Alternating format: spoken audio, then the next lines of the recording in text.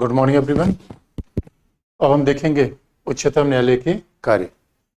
या हम ये भी प्रशासनिक शक्ति में देख सकते हैं कि उच्चतम न्यायालय के न्यायाधीशों को हटाया गया जाता है, क्योंकि कल हमने बताया था कि उच्चतम न्यायालय का इंडिपेंडेंस है। तो हटाने के बाद को देख के फिर हम देखें कि न्यायपालिका कार्य ये देख लें कि उच्चतम न्यायालय के न्यायाधीशों को हटाया कैसे जाता है। उच्चतम न्यायालय और उच्च न्यायालय के न्यायाधीशों की पद मुक्ति।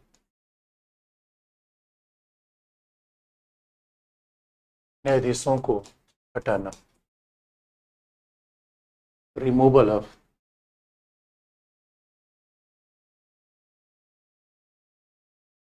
जजेस of supreme court and high court.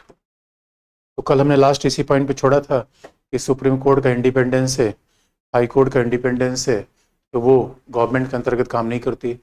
इसलिए बच्चों देखो कि आईएएस अधिकारी गवर्नमेंट से डरे होते हैं, ट्रांसफ़र कर दिया जाएगा। सुप्रीम कोर्ट के जज का ट्रांसफ़र हो ही नहीं सकता।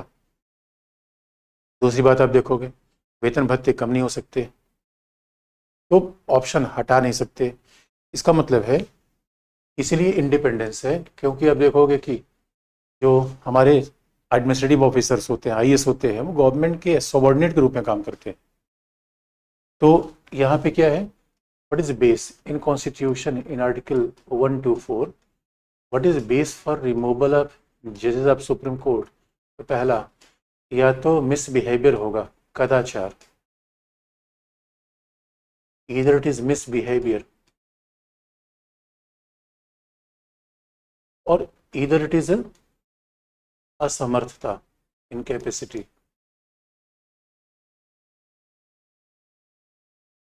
इसका मतलब है कि जज राष्ट्रपति के प्रसाद पर्यंत काम नहीं करता।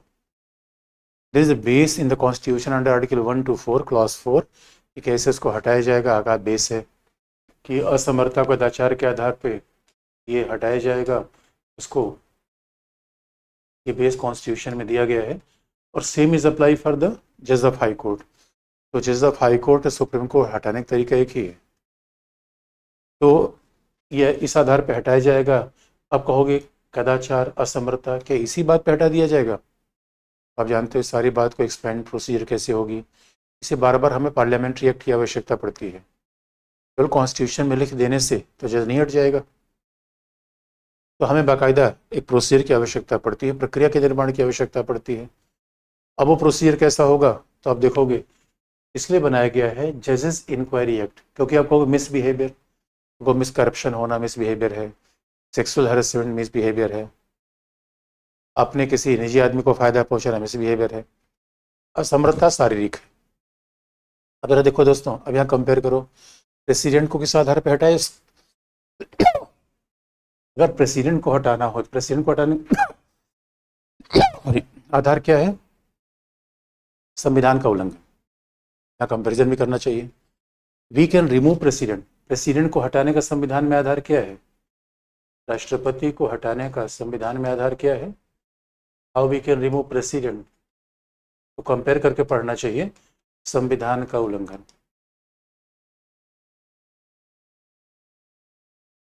Violation of the constitution. लेकिन जजेस के लिए बात नहीं कही गई कि वायलेशन ऑफ द कॉन्स्टिट्यूशन, और प्रेसिडेंट के लिए बात नहीं कही गई। और आप जानते हो everything in the constitution very logical. और वाइस प्रेसिडेंट के लिए कोई बात ही नहीं कही गई, वाइस प्रेसिडेंट को हटाने कोई आधार ही नहीं है, क्योंकि उसका कोई काम ही नहीं है। इसे देखो दोस्तों, जो भी संविधान में लिखा गया बड़ा लॉजिकल लिखा गया है। जजेस को इसलिए हटाया जाएगा, देखो कॉन्स्टिट्यूशन के वायलेशन के आधार पर जज को नहीं हटाया जाएगा, बल्कि इस आधार पर जज को हटाया जाएगा। सच मानो, राष्ट्रपति तो हम ऐसा बनाते हैं जो कि असमर्थ ही होना तो ज़्यादा अच्छा है। राष्ट्रपति बड़ा तेज तर्रार हो जाए तो प्रॉब्लम कर देगा सरकार चलाने में। इसलिए हमने राष्ट्रपति को है संविधान का उल्लंघन संविधान में, और जजेस के लिए कहा है असमर्थता। मतलब जज होने बहुत बड़ा काम है। आपने जॉली LB2 में देखा होगा कैसे जज का चश्मा मोटा हो गया था, तो आँख में कोई प्रॉब्लम आ जाना, भाई जज का मतलब 5-6 घंटे आपको चेयर बैठे रहना पड़ेगा। उसके बाद जज का काम बड़ा डिफिकल्ट होता है, डिसीजन देना, फिर उसको नोट डाउन करवाना, लिखवाना। इसके लिए व्यक्ति सक्षम होना चाहिए, शरीर से ठीक होना चाहिए। इसलिए अगर असमर्थ हो जाएगा तो लिखेगा, जजमेंट लिखे कैसे? तो बड़ी लॉजिकल बात कही है, और प्रेसिडेंट को लिखने उखने की बात ही नहीं है। प्रेसिडेंट काम तो बिल्कुल घर के दादा जैसा है, बिल्कुल सिंहासन बैठे हुए हैं, काम चल रहा है, इसलिए अलग अलग बेस है। लेकिन जजेस को हटाने का, क्योंकि इस दो आधार पे आप जानते हो संविधान में बड़ी सारी चीज़ें लिखी नहीं आती, संविधान शॉर्ट में लिखा गया, बाकी सारी बातें बाद में आप तय कर दो। इसमें बात लिख दी गई कि अब जज को हटाना है, तो इसके लिए पार्लियामेंट ने एक्ट बनाया, जजेस इंक्वायरी एक्ट।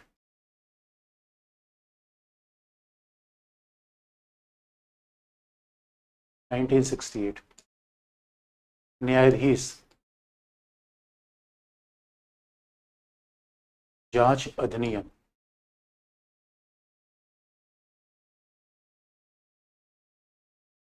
जजेस इंक्वायरी एक्ट 1968 बनाया गया, ये पार्लियामेंट एक्ट बनाया गया, इसमें सारा प्रोसीजर लिखा गया, कॉन्स्टिट्यूशन प्रोसीजर तो है नहीं, बस बेस है। और प्रोसीजर ये है कि जब जज को कैसे हटाया जाएगा, कि पहला, जज को, ये प्रोसीजर क्या है, what is the procedure for removal of जजेस, इसमें प्रक्रिया दी गई है, प्रोसीजर।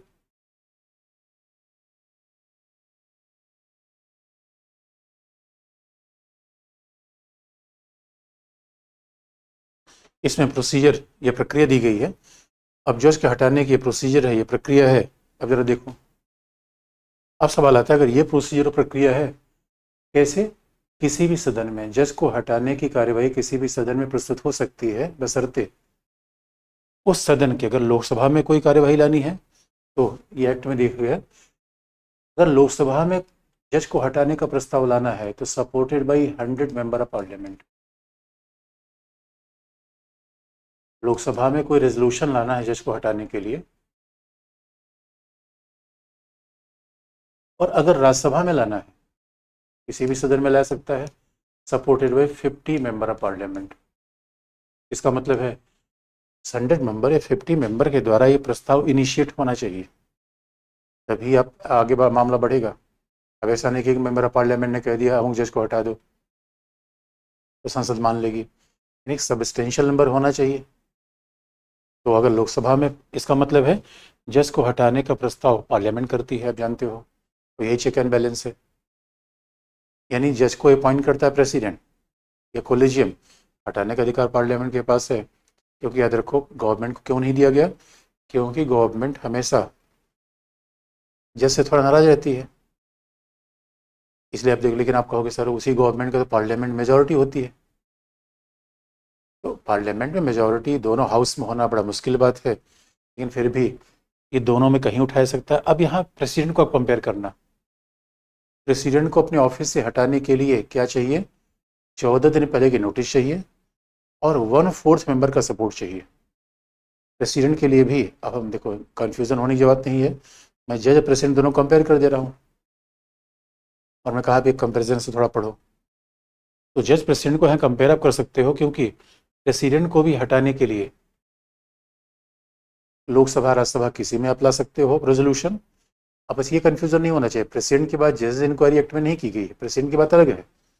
प्रेसिडेंट को इम्पीचमेंट की बात की है आर्टिकल 61 में, प्रेसिडेंट की इम्पीचमेंट के लिए कोई एक्ट है ही नहीं है, सीधा उसके कॉन्स्टिट्यूशन बात की गई है।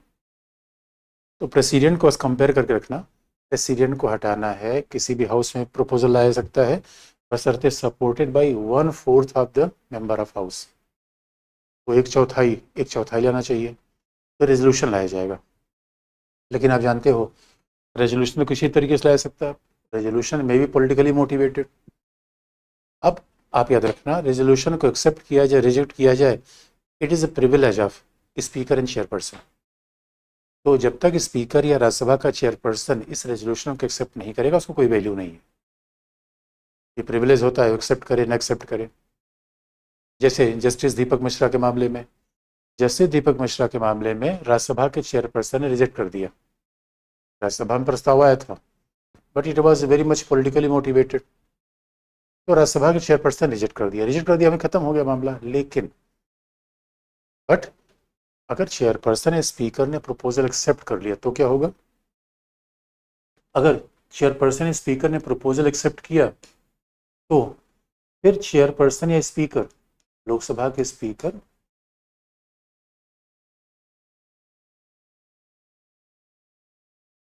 या राज्यसभा के सभापति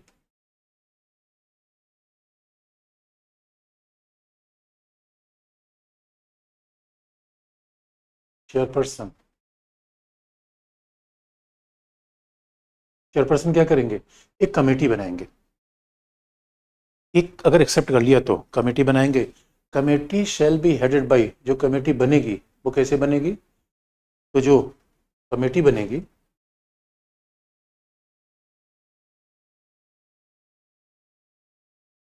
जो समिति बनेगी जांच के लिए, इसे नाम लिखा है जज इंक्वायरी कमेटी। जो कमेटी बनेगी उसमें क्या होगा, उसमें होगा उच्चतम न्यायालय का एक न्यायाधीश, अ जज of supreme court,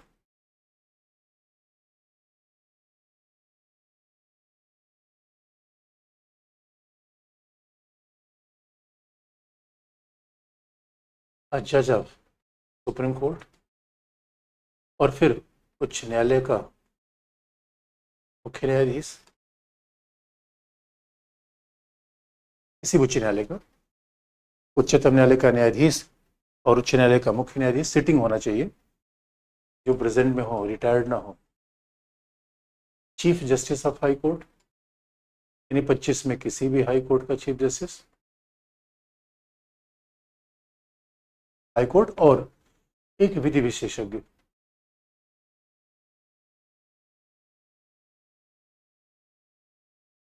one distinguish jurist,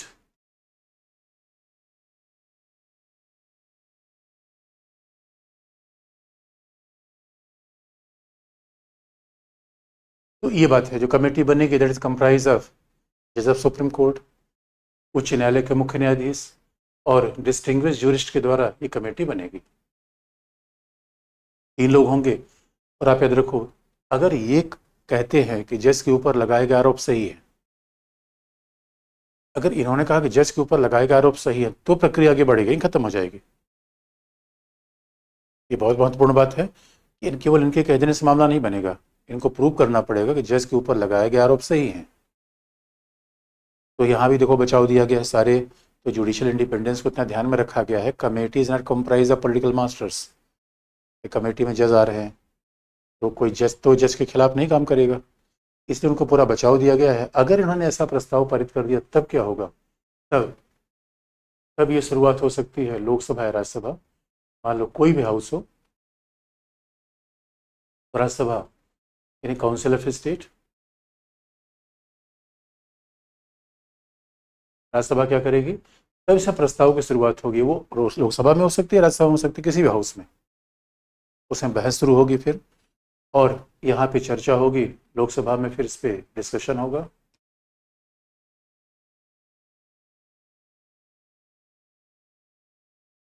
और डिस्कशन में फिर प्रस्ताव बहुमत से पारित किया जाएगा, स्पेशल मेजॉरिटी। यह प्रस्ताव विशेष बहुमत से पारित होना चाहिए। The proposal must be passed with a special majority. ये प्रस्ताव विशेष बहुमत से पारित होना चाहिए, और विशेष बहुमत का मतलब है सदन की कुल सदस्य संख्या का बहुमत प्लस उपस्थित और मत देने वालों का 2/3। स्पेशल मेजॉरिटी का मतलब है 2 कंडीशन चाहिए, सेम जैसे 368 में होता है, सदन की कुल सदस्य संख्या का बहुमत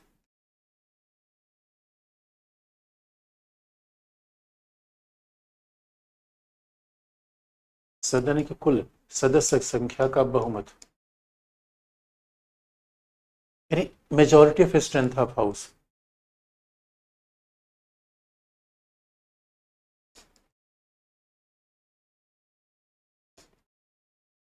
प्लस प्लस उपस्थित और मत देने वालों का 2/3।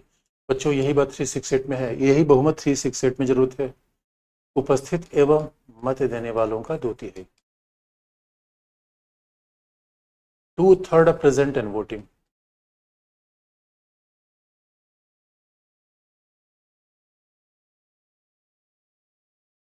याद रखना बच्चों, केवल 2/3 प्रेजेंट वोटिंग होता है, फिर तो मान लो कि लोकसभा में 120 लोग हैं, तो फिर हम 80 से पारित कर देते, नहीं, पहली मेजॉरिटी होनी चाहिए, यानी सदन की कुल सदस्य संख्या का बहुमत।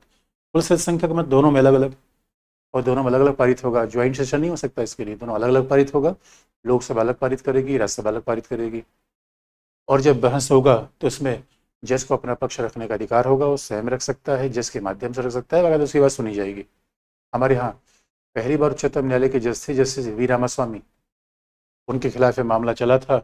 उनके खिलाफ ऐसा मामला था कि अब उच्च न्यायालय के जब वो जज थे, खिलाफ मामला था, सरकार का पैसा आया और कोर्ट में काम करवाने के लिए उन्हें सारा पैसा आपने ले लिया।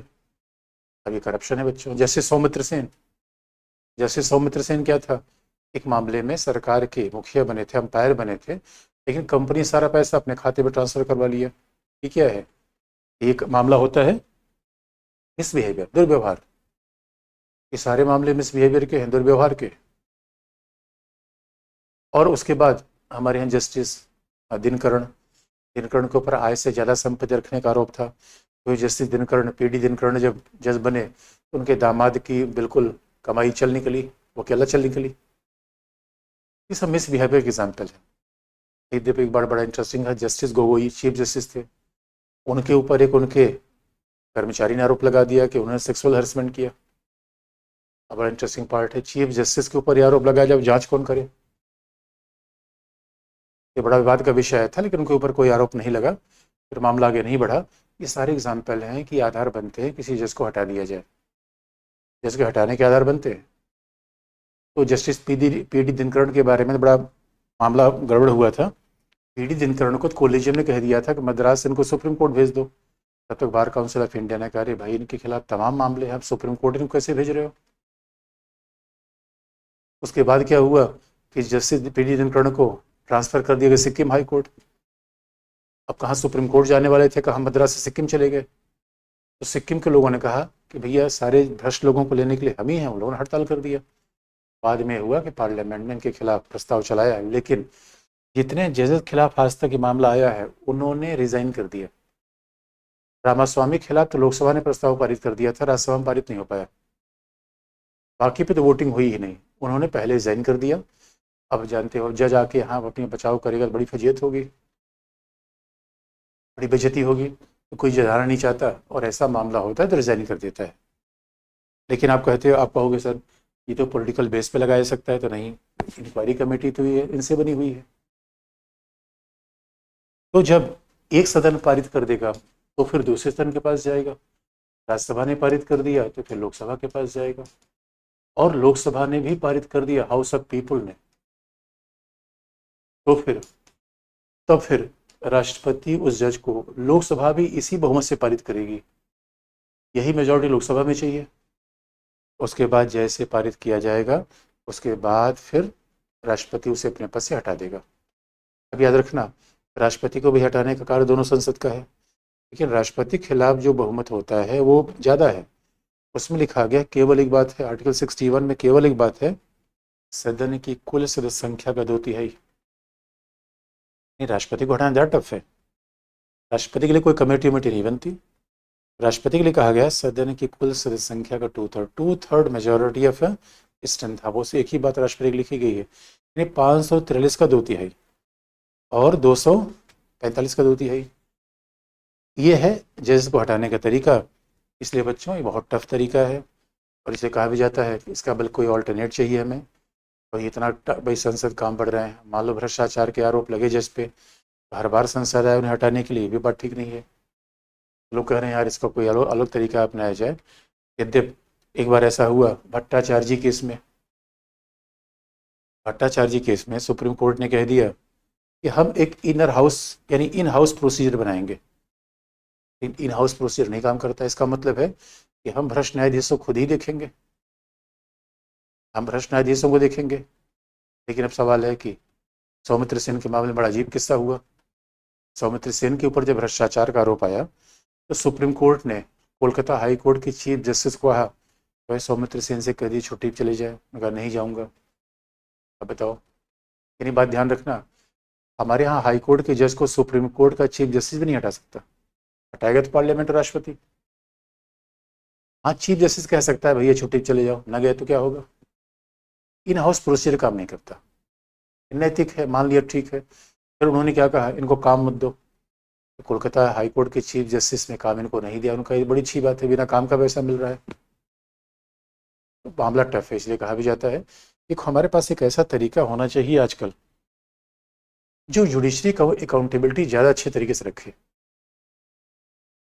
और आप कभी प्रेसिडेंट की बात करो तो अब इसमें जैसे कंपैरिजन से पढ़ना चाहिए पीटी के लिए खास तौर पे, कि न्यायाधीश को हटाया जा रहा है तो प्रेसिडेंट को कैसे हटाया जाएगा।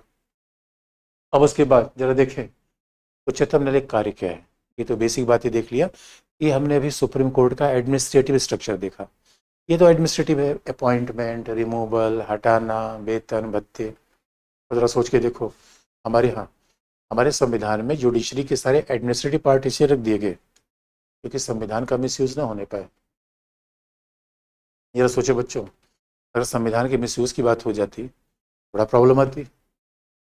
इसे हमने तो ज़्यादा चीज़ों को रख दिया कि भाई न रहेगी बांस न बाजेगी बांसुड़ी। अब जरा देखो उसके बाद क्या होगा। अब उसके बाद है उच्चतम न्यायालय के कार्य।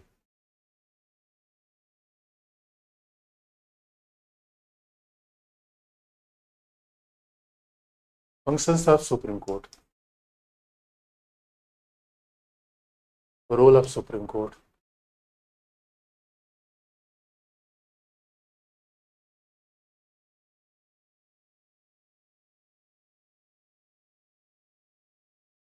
अच्छा, रोल ऑफ सुप्रीम कोर्ट या फंक्शंस ऑफ सुप्रीम कोर्ट। अब इसका मतलब और फंक्शन को दो भागों में बांट सकते हैं। पहला, सुप्रीम कोर्ट कैसे काम करता है, एक संवैधानिक न्यायालय के रूप में। Supreme court work like constitutional court.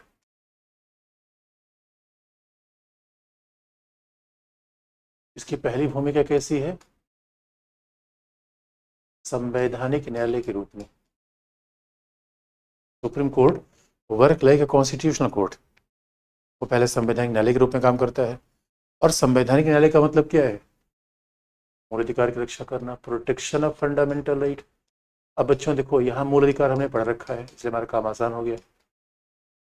तो दोबारा उसी बात को तो हम मूल अधिकार की रक्षा करना, प्रोटेक्शन ऑफ फंडामेंटल राइट्स।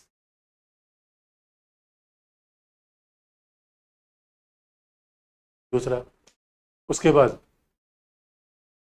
बाद क्या आता है, एक तो मूल अधिकार की रक्षा करना, उसके बाद क्या आता है कि संघीय विवादों को हल करना, रेजोल्यूशन ऑफ फेडरल डिस्प्यूट।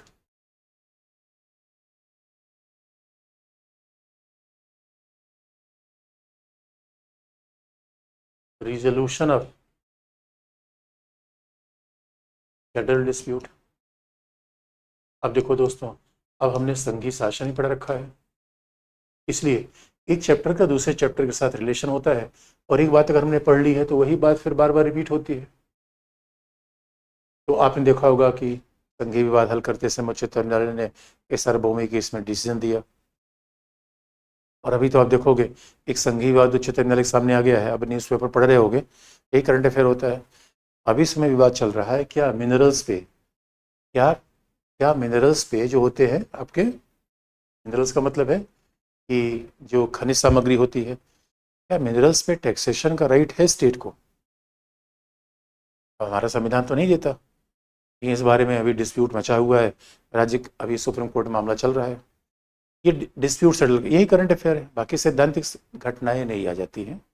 सिद्धांत तो सारे होते हैं। मूल अधिकार रक्षा करना आपने देखा दोस्तों, आपको कहते हैं AK गोपालन केस, मानेका गांधी केस, पुट्टा स्वामी केस, नवतेज सिंह जौहर केस, ये सब तो उच्चतम न्यायालय करता है। और तीसरी बात है,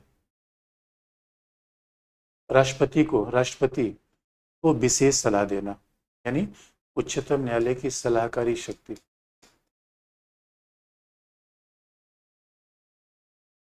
और संघीय विवाद को हल करने को कहा जाता है उच्चतम न्यायालय की आरंभिक शक्ति, ओरिजिनल ज्यूरिसडिक्शन।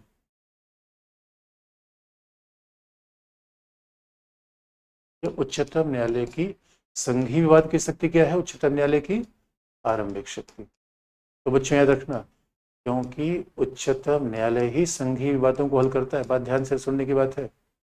हमारे यहाँ हाई कोर्ट को संघीय विवाद हल करने की इजाज़त नहीं है, केवल सुप्रीम कोर्ट ओनली, केवल पर ध्यान रखना, केवल सुप्रीम कोर्ट ही हल करता है। संघीय विवादों को हल करना ये उसकी आरंभिक शक्ति है। सलाहकारी शक्ति यानी एडवाइजरी पावर्स,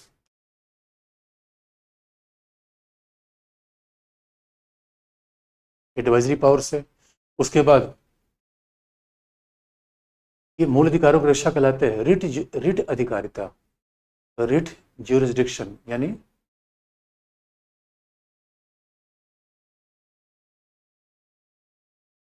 अब अधिकारिता का मतलब है दोस्तों क्षेत्राधिकार है, दैट इज रिट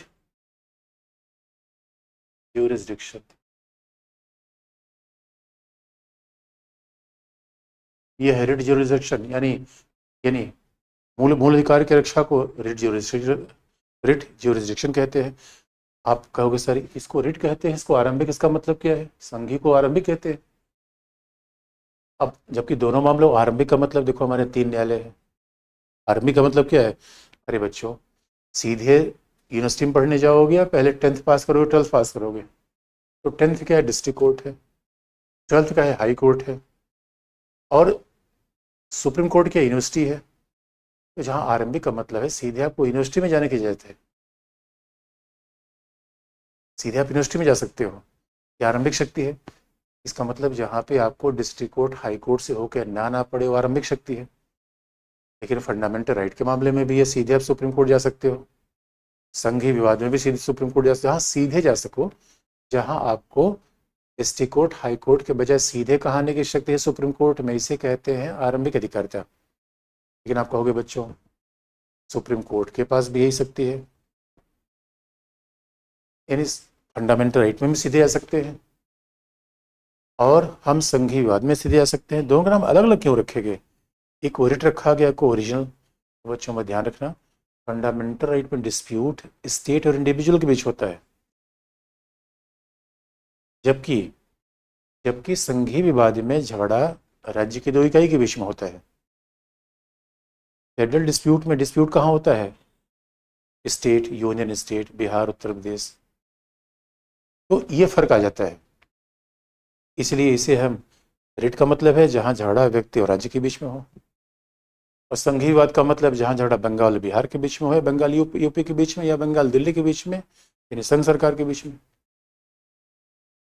तो सलाहकारी शक्ति ये हमारी है कॉन्स्टिट्यूशनल पावर है सुप्रीम कोर्ट की। उसके बाद एक अपीली शक्ति है। एक श्रेणी में कॉन्स्टिट्यूशनल पावर है जो अपने आप में, उसमें बड़ी सारी बातें हमने बताई दी है, तो सलाहकारी शक्ति बतानी पड़ेगी आपको। देखो फंडामेंटल राइट तो बता ही रखा है सारा, संघवाद ने बता रखा है, तो कुल मिला के सलाहकारी शक्ति आपको बतानी पड़ेगी। और उसके बाद फिर हम देखेंगे न्यायिक सक्रियता, न्यायिक पुनरावलोकन, उसी बेस पे आगे बढ़ेंगे। न्यायिक पुनरावलोकन, और सच मानो दोस्तों यही सुप्रीम कोर्ट की पावर है, तो न्यायिक पुनरावलोकन है, न्यायिक सक्रियता है, बस शब्दों का है फिर हो जाता है। उसके बाद सुप्रीम कोर्ट के पास क्या शक्ति है? अपीली, अपीलेटेड पावर। पहला सुप्रीम कोर्ट कैसा है? कॉन्स्टिट्यूशनल पावर के रूप में। दूसरा है अपीलेटेड।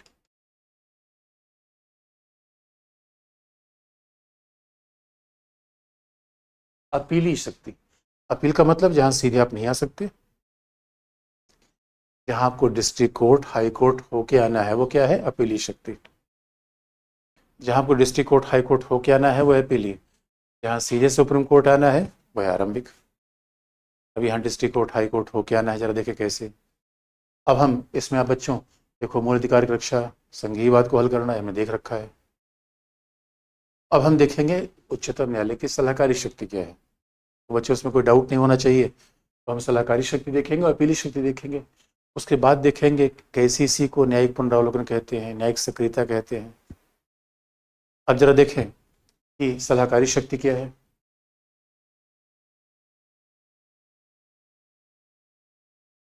Advisory jurisdiction of supreme court.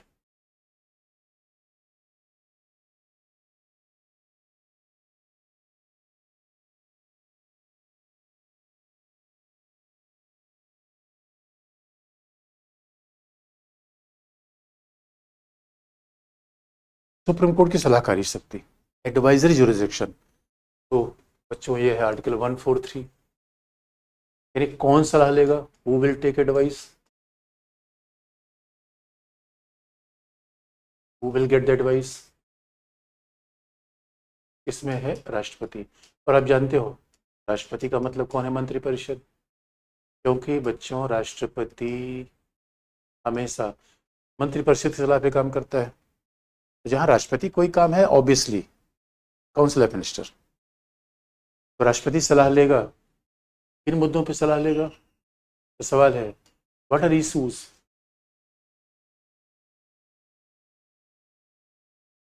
किन मुद्दों पर सलाह लेगा, what is issues for the, तो दो बातें हैं।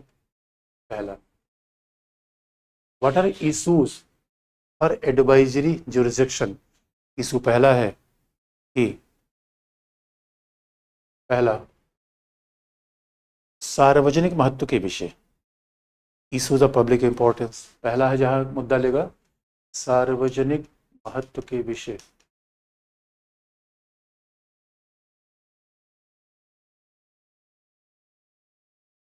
इशूज ऑफ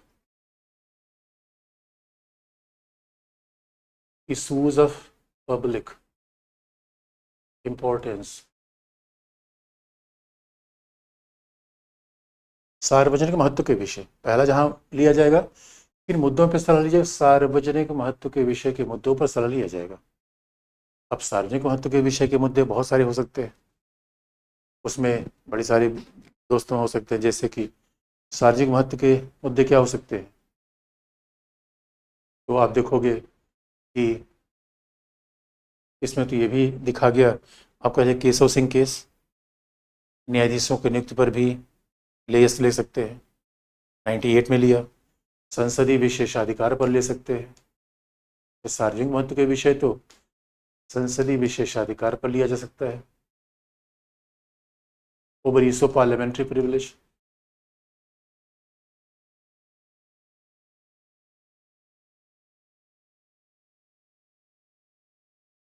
तो संसदीय विशेषाधिकार के मुद्दे पर हम ले सकते हैं, over use of parliamentary privilege ले सकते हैं, पहली बात।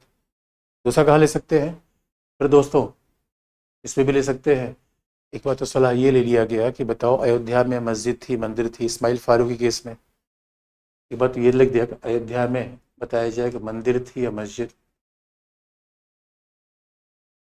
इस पर भी सलाह मांगी गई। ये सब बात सार्वजनिक विषय के। एक बार तो 2G, even there was a mosque और टेम्पल इन अयोध्या, उसके बाद 2G की एलोकेशन, 2G की आवंटन, जो स्पेक्ट्रम का आवंटन था, जो 2G का आवंटन स्पेक्ट्रम का आवंटन था, जो टेलीफोन सर्विसेज के लिए दिया गया था, वो भी सलाह लिया गया। और पहला जो इशू था जिसपे सलाह लिया 143 में, दिल्ली लॉ केस, पहला किसी पे जो सलाह लिया था वो था दिल्ली, दिल्ली विधिवाद। इसमें ये लिया गया था कि सरकार की विधि निर्माण की शक्ति कितनी होती है और कितना प्रशासनिक अधिकारियों को दिया जाए, सारे तमाम केसेस है। इसका मतलब सार्वजनिक महत्व के मुद्दे में कोई संविधान का विषय भी आ सकता है, सार्वजनिक मुद्दे भी आ सकता है। अब आप कहोगे सर अयोध्या का मामला क्या था, लेकिन लिया गया। लेकिन दूसरा जहां किन मुद्दों पर सलाह लिया सकता है, पहला सार्वजनिक महत्व के विषय, दूसरा ऐसे संधि और समझौते, पहला क्या है सार्वजनिक महत्व के विषय, पहले मुद्दे पर हमने ये लिया, पहला इशू ये है। दूसरा क्या है, दूसरा है ऐसे संधि और समझौते, ऐसी संधि यानी ट्रीटी एंड एग्रीमेंट,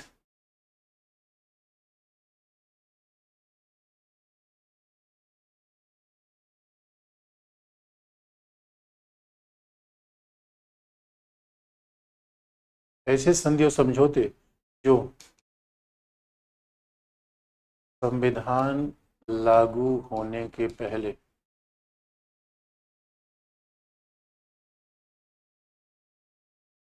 पहले किए गए हों, यानी those treaties and agreement which come into force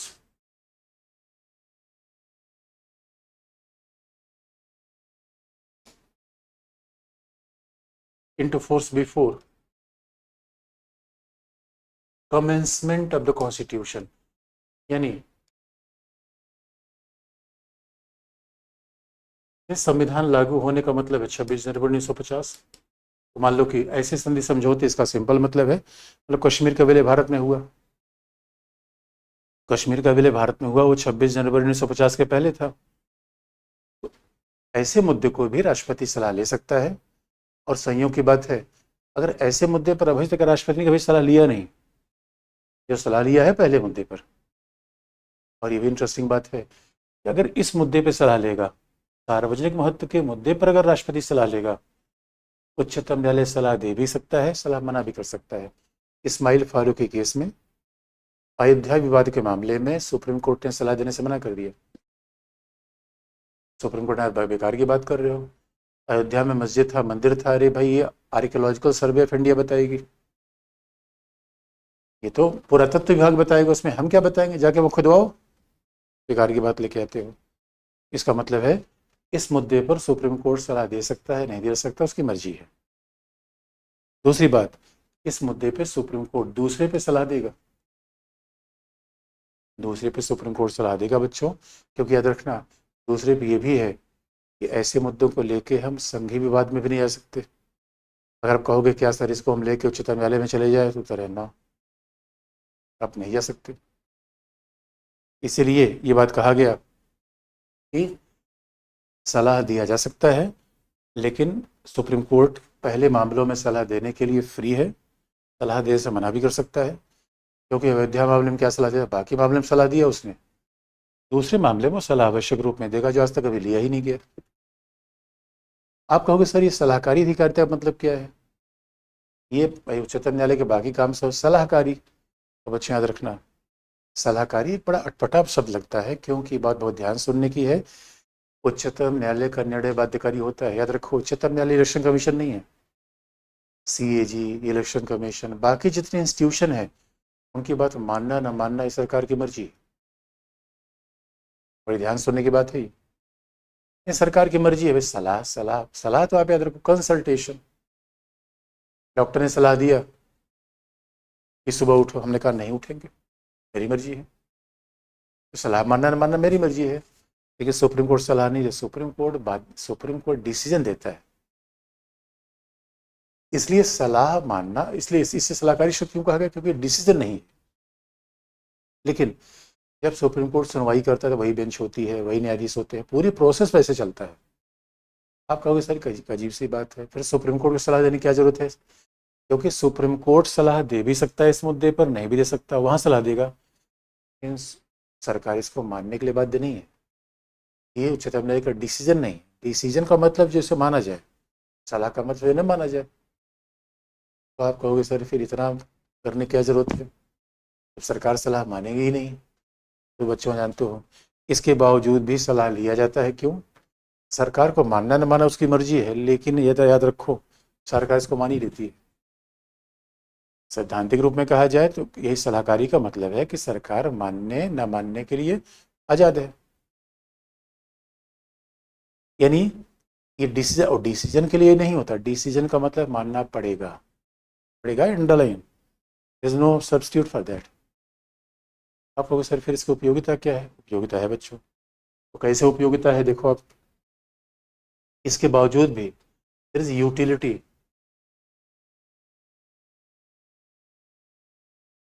ये कैसे, इसकी यूटिलिटी है, एडवाइजरी ज्यूरिसडिक्शन की यूटिलिटी कैसी है, क्योंकि याद रखना सुप्रीम कोर्ट और हाई कोर्ट दोनों है, ये है हमारे यहाँ, सुप्रीम कोर्ट एम्स जैसा है भाई। एम्स के डॉक्टर ने जो कह दिया वो क्या है, वो नजीर बन जाएगी, एविडेंस बन जाएगा, नीचे वाला डॉक्टर से अस्वीकार नहीं कर सकता। इस लॉ के मामले में भाई अब याद रखना, अब आप कहोगे इसका मतलब सर हाई कोर्ट के जज को पता नहीं। नहीं, हाई कोर्ट के जज भी अच्छे होते हैं, लेकिन हाई कोर्ट के 25 जज हैं, उसी लॉ की 25 व्याख्या नहीं हो सकती, फाइनल एक व्याख्या होनी चाहिए। इसी लॉ की तो फाइनल व्याख्या एक ही होनी चाहिए था, तो 25 व्याख्या हम करेंगे। इसलिए कहा भी जाता है कि उच्चतम न्यायालय और उच्च न्यायालय दोनों कोर्ट ऑफ रिकॉर्ड है। खासतौर पर उच्चतम न्यायालय क्या है, उच्च न्याय उच्च ये सुप्रीम कोर्ट क्या होता है, कोर्ट ऑफ रिकॉर्ड, अभिलेख का न्यायालय है।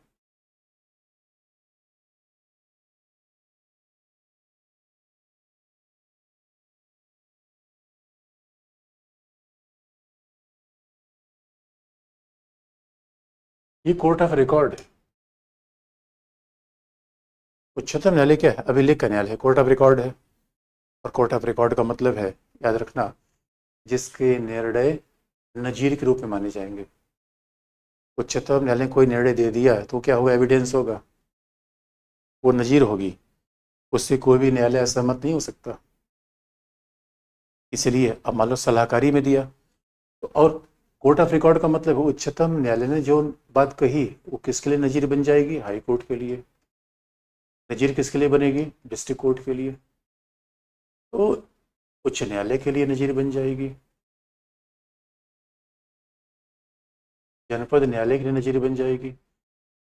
इसका मतलब है ये सरकार के लिए सलाहकारी हो सकती है, लेकिन इस बात का एविडेंस होगा। तो हाई कोर्ट मानेगा इसे, डिस्ट्रिक्ट कोर्ट मानेगा। यानी कोई मामले, अब मान लो कि हाई कोर्ट कोई निर्णय देते समय पहले ये देखता है कि इस संबंध में उच्चतम न्यायालय कोई निर्णय तो नहीं है।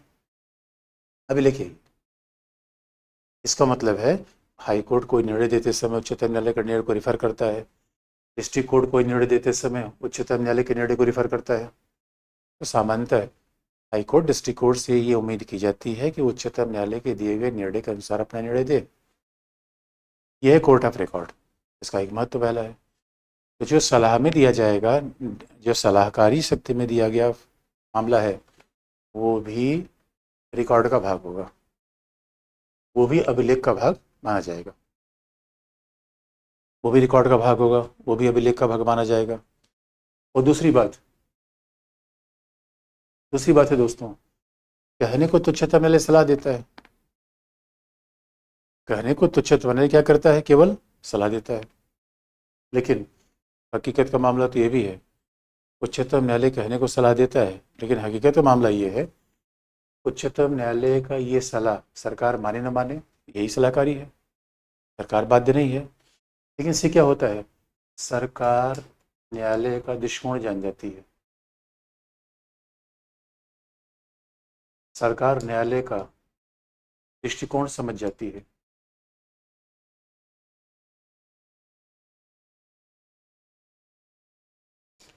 Even government can know, government come to know about the approach of court over any particular issue. Government can know about approach of court over any issue. इससे होता क्या है, मान लो कि आज की डेट में, अब देखो सलाह क्यों सरकार लेती है, अब याद रखना, अगर सलाह सरकार उच्चतम न्यायालय ने सलाह दिया, सरकार ने नहीं माना, उसे क्या फर्क पड़ता है, सलाह देने के बाद क्या होगा, सरकार को पता चल जाएगा कि उच्चतम न्यायालय के इस मामले पर क्या नजरिया है।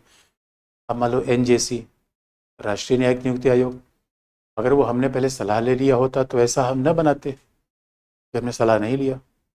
अब मान लो भाई डॉक्टर सलाह ले लेंगे, तो सलाह लेने के बाद ये तो काम करेंगे, प्रिकॉशन तो लेंगे। तो सलाह में सब, सलाह माने न माने प्रिकॉशन तो ले सकते हैं। तो हम प्रिकॉशन लेते हैं, इसीलिए क्या होता है कि उच्च सरकार के दृष्टिकोण को, न्यायालय को क्या पता चल जाता है, सरकार का नज़रिया क्या है, सरकार का मतलब न्यायालय का इस मामले में नज़रिया क्या होगा। सरकार कोई ऐसा लॉ नहीं बनाएगी जो न्यायालय से रद्द कर दे, तो फायदा होता है। Even we can get opinion of judiciary in advance, we can get opinion of judiciary in the advance, ये सबसे बड़ी फायदा है। एडवांस में ही सलाह ले लिया तो उस हिसाब से प्रिकॉशन ले लिया, तो न्यायालय के खराब निर्णय से बच गए। क्योंकि दोस्तों कोई सरकार नहीं चाहती न्यायालय खराब निर्णय के खिलाफ आए। कोई न्यायालय जब खराब निर्णय दे देता है तो जनमत बनता है। फिर भाई आम देखो, एक बात याद रखे बच्चों, आम जनता ये नहीं समझती कि 32 क्या है, 131 क्या है, ये सब आम जनता नहीं समझती। जैसे आरंभिक अधिकारिता क्या 131 है, आरंभिक अधिकारिता क्या है, आर्टिकल 131 है। अब अब गांव किसी दादा से जाके पूछो कि दादा ये बताओ कि आर्टिकल 131 क्या है, तो कहेगा भाई ये 131 का मतलब क्या है यार। तो संघीय विवाद को हल कैसे करता है सुप्रीम कोर्ट, 131 में। इसमें क्या है, 143। अरे ये तो पढ़े लिखे लोगों की बातें हैं, आम आदमी कहाँ इसको जानता है।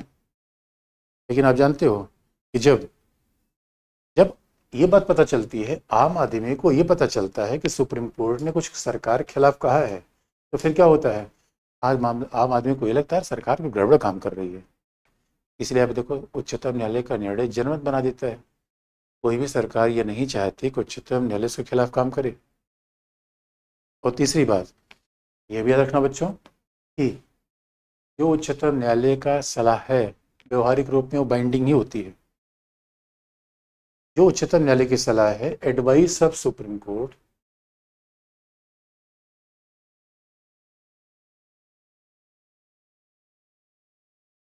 उच्चतम न्यायालय की सलाह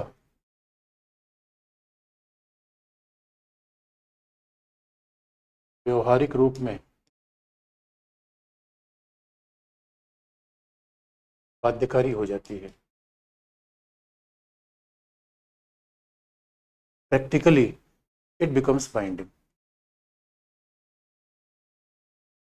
advice of supreme court becomes practically binding.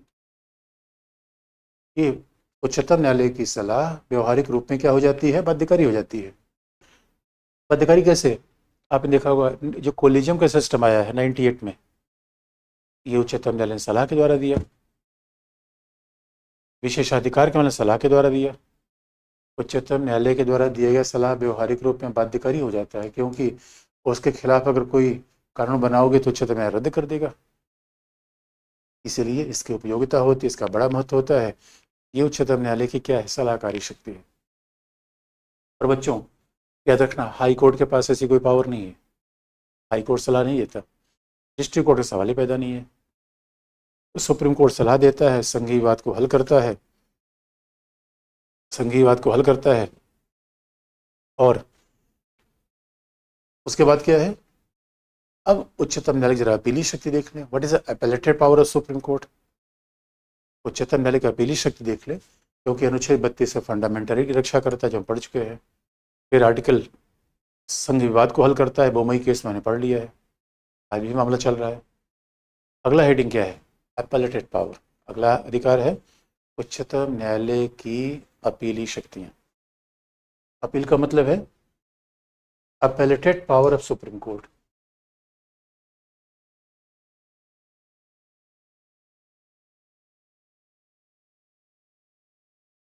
न्यायालय की अपीली शक्ति।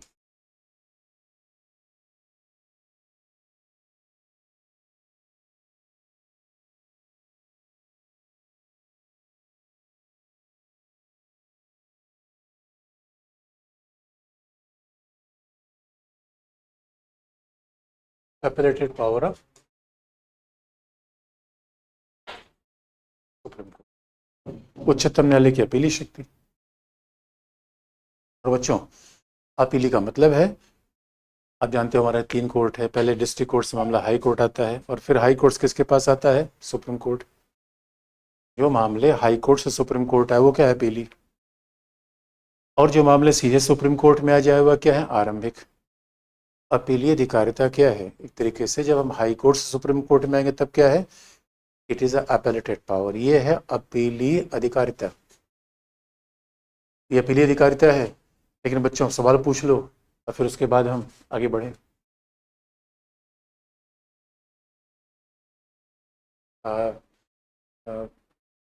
BGHC दिमाग क्या, आप इसी वजह से संसदीय विशेषाधिकार क्या है।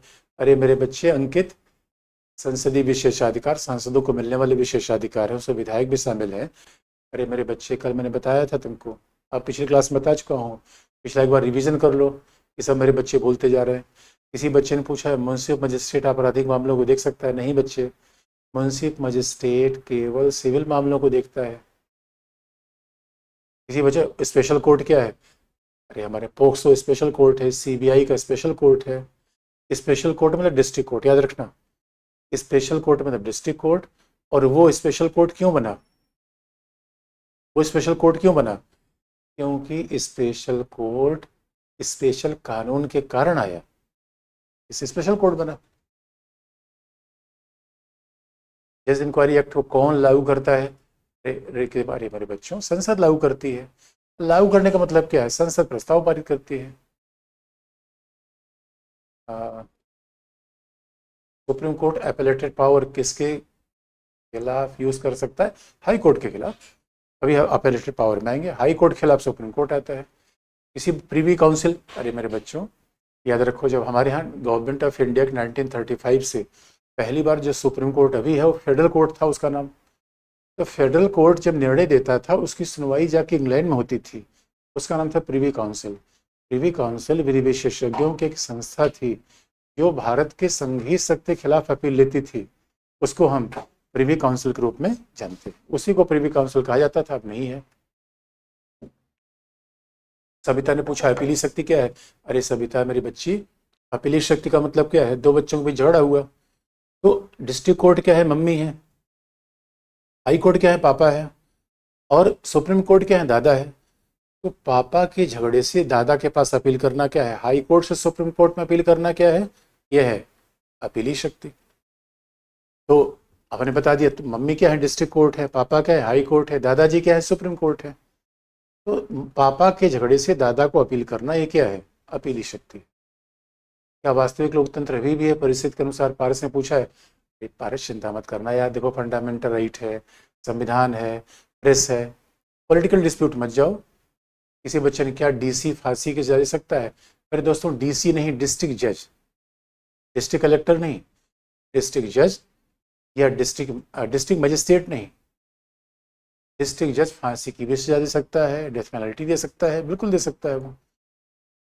अगर गवर्नमेंट के किसी अधिकारी के अगेंस्ट केस हो तो जज इंडिपेंडेंट है अपना डिसीजन देने के लिए, या फिर वो गवर्नमेंट? अरे नहीं नहीं नहीं नहीं, अरे मेरे बच्चों सुप्रीम कोर्ट में तो 99% मामले सरकार खिलाफ आते हैं, तो सरकार में बैठने कोई विशेषाधिकार थोड़े है।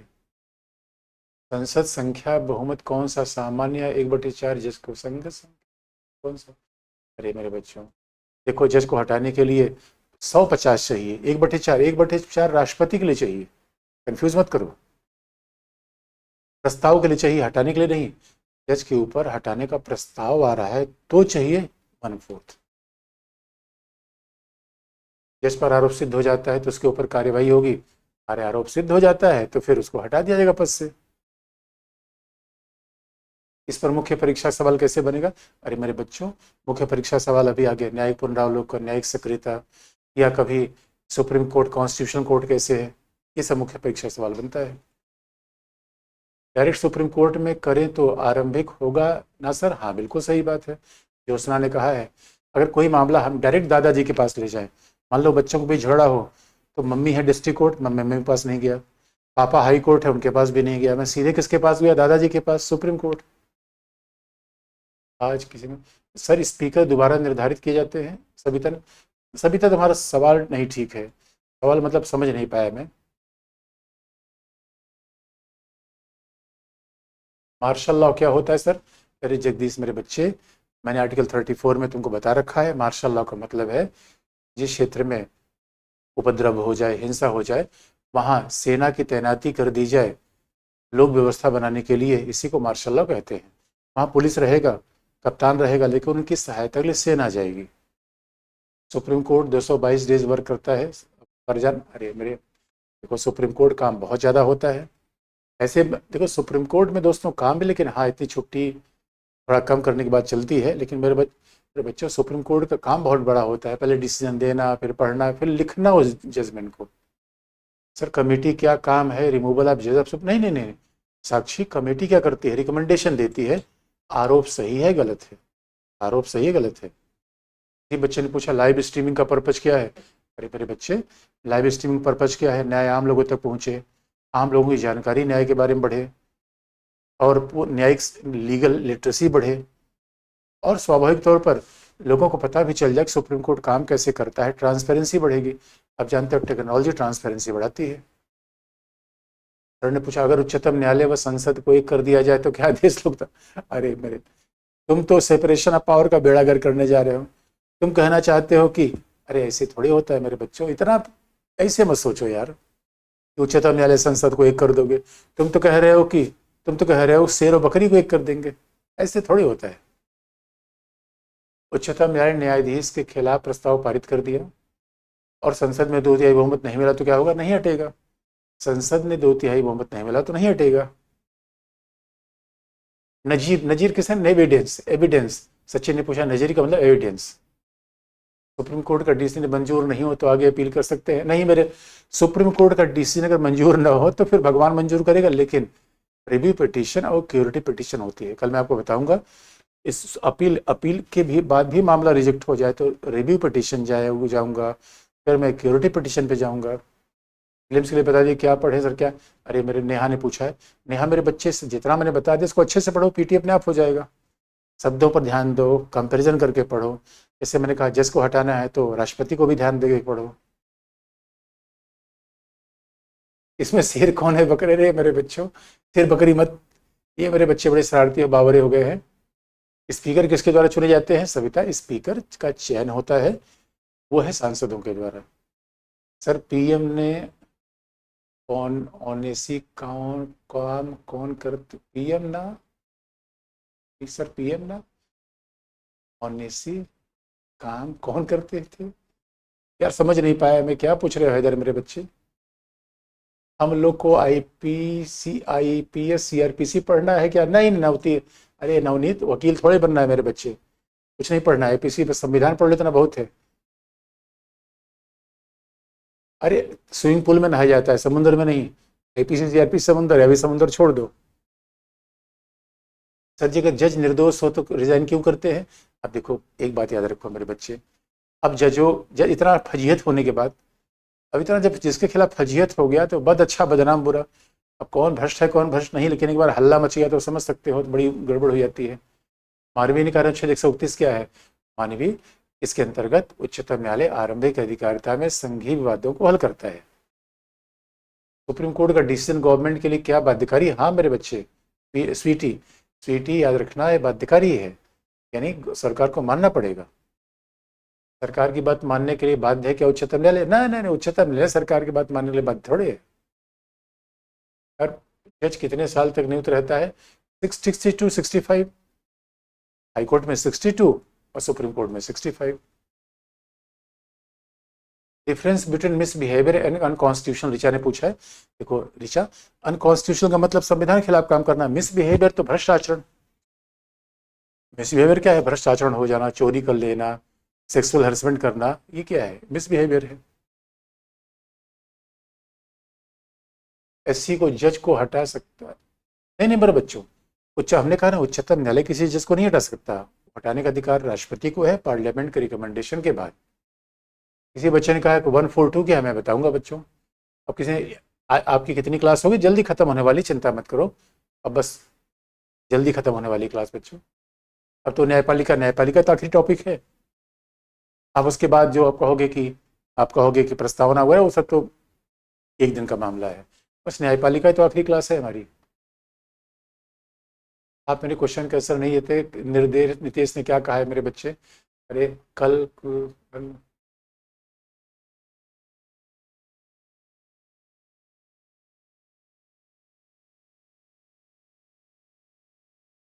हाई कोर्ट के जज को कैसे हटाते हैं? अरे यही तरीका जैसे सुप्रीम कोर्ट का वैसे हाई कोर्ट का। हाँ सर, पंचायती राज में बता देंगे मेरे बच्चे, पंचायती राज बता देंगे।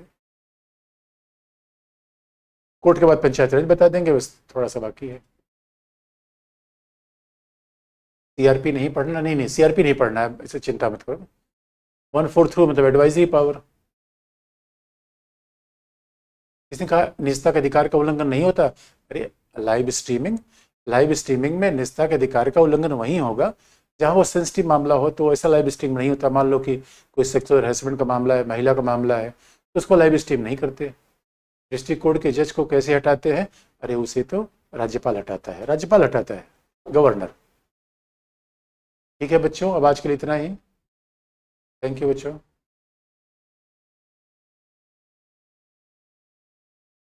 हाँ, जज साहब को महाभियोग के दौरे तो हटाया जाता है।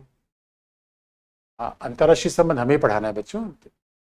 आपको केजीएस इन्फॉर्मेशन मिल जाएगी, आप बस केजीएस पे बने रहो, उसके बाद आपको इन्फॉर्मेशन मिल जाएगी।